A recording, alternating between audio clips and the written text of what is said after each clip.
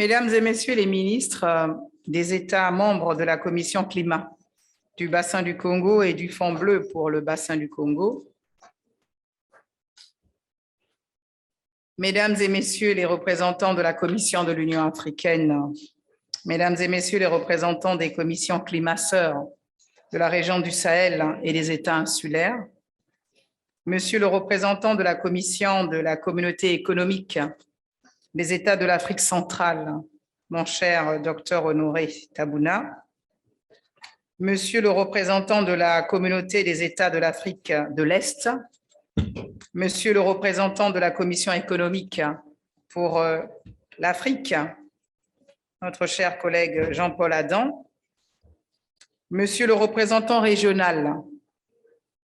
de la francophonie pour l'Afrique centrale, Monsieur le représentant du secrétariat exécutif de la Commission des forêts d'Afrique centrale, Madame la représentante du Centre des compétences pour les changements climatiques CATC Maroc, ma chère Raja plutôt, excusez-moi, Monsieur le représentant des organismes internationaux, mais j'aimerais avant ça rappeler qu'il y a le représentant du Royaume du Maroc, soyez salués, Messieurs les représentants des partenaires techniques et financiers, Mesdames et Messieurs les représentants de la société civile et du secteur privé, Mesdames et Messieurs en vos rangs, grades et qualités. Les travaux de ce jour terminés, un pas de plus a été accompli sur le lent mais fructueux chemin qui mène à l'opérationnalisation pleine et entière de la Commission climat du bassin du Congo et du Fonds bleu pour le bassin du Congo. Nous venons d'adopter les statuts portant organisation et fonctionnement de notre institution. Qu'il me soit permis, au nom de son Excellence, Monsieur Denis Sassou Nguesso, Président de la République,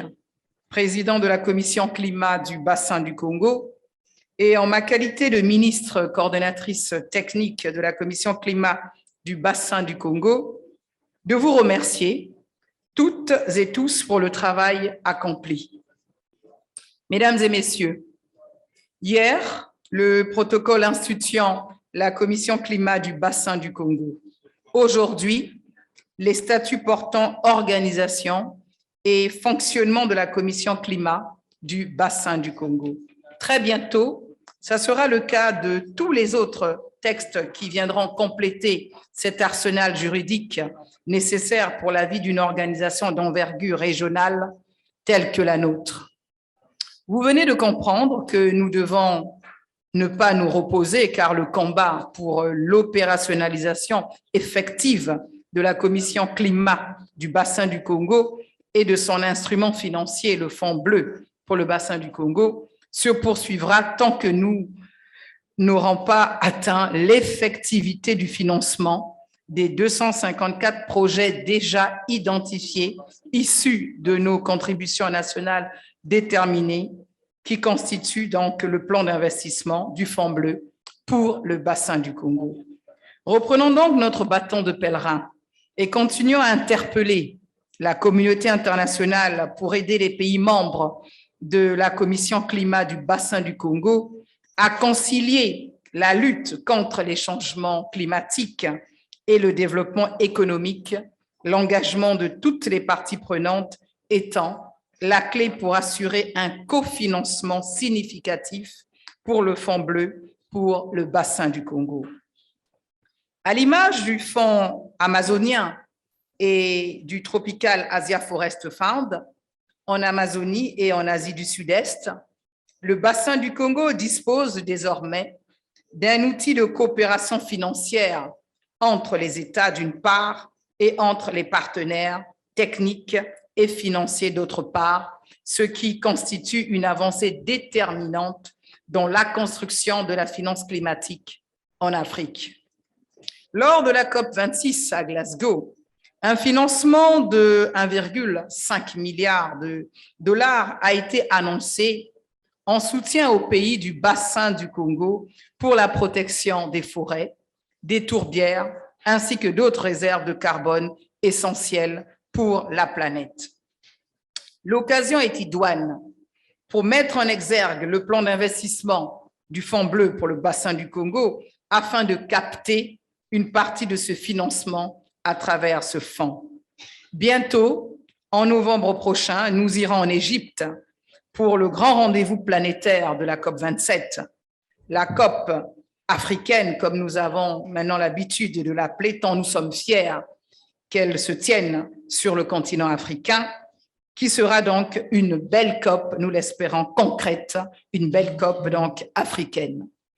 Une action concrète donc doit être menée de concert par nos pays pour susciter la mise en œuvre de cet engagement pris par les pays industrialisés. Et pour ce faire,